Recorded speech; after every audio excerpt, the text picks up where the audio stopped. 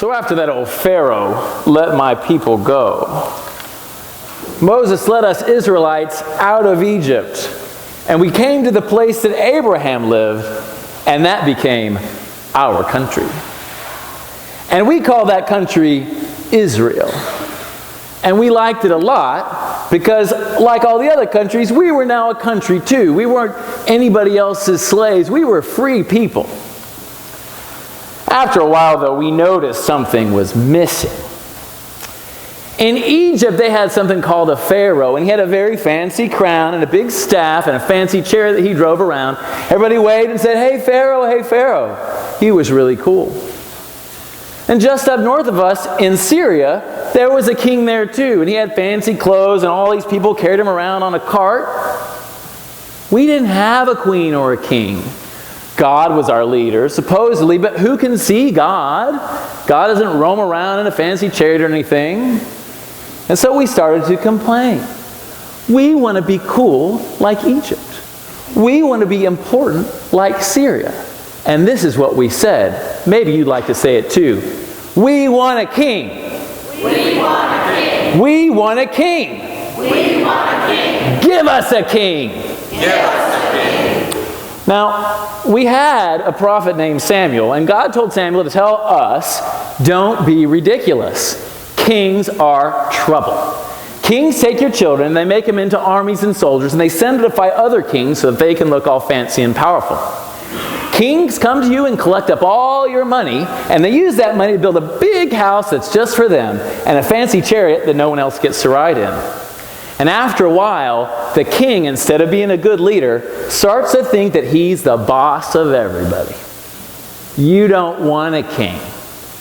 But you know what we said? We want a king. We want a king. Give us a king. Give us a king. So Samuel said, whatever. God gave us a king named Saul. And you know what happened? He behaved just like the kings that God warned us about, and he never did what God wanted him to do.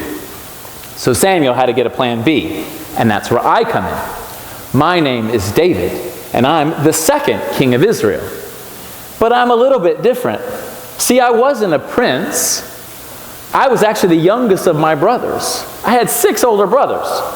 So when Samuel came to my dad Jesse and said, which one of your sons should be the king? Dad, of course, went with the oldest one. You know, here's one, he's smart and tall and strong. Nah. Here's one, he's really handsome. Nah. 1, 2, 3, 4, 5, 6, none of them.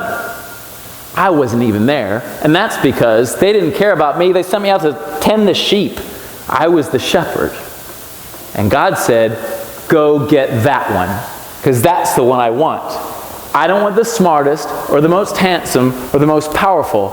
I want the one that's going to be the shepherd of my people. And so I became the king.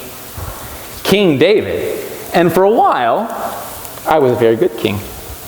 I was a good shepherd of the people. I watched over them, and I protected them from our enemies, and things were going really, really well. In fact, they were going so well that God made me a promise.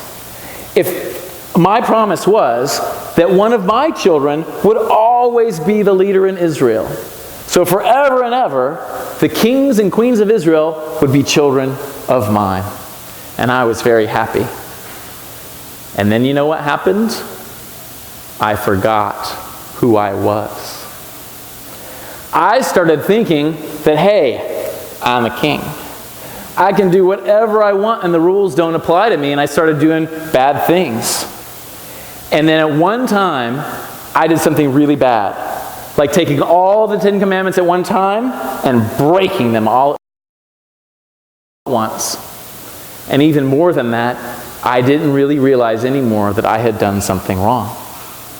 So God sent me a new messenger named Nathan, who showed me how wrong I was, and I realized it. And I was very, very sad and very, very sorry. I'd forgotten that I wasn't supposed to be the boss of everybody. I was supposed to be the shepherd that God wanted me to be. Anyway, so I said that I was very, very sorry. And the thing about God is, when you say you're very sorry, God forgives you. And the other thing about God is, When God makes a promise, God never takes it back. And so I came to God, and God said to me, I forgive you what you've done, and here's my promise. Someday a child will be born that's one of your children, and that person will be the king that really is a good shepherd of all the people, and they'll never have to worry again. And so from that time on, people started to hope that someday someone called the Son of David would come and keep the people safe and close to God.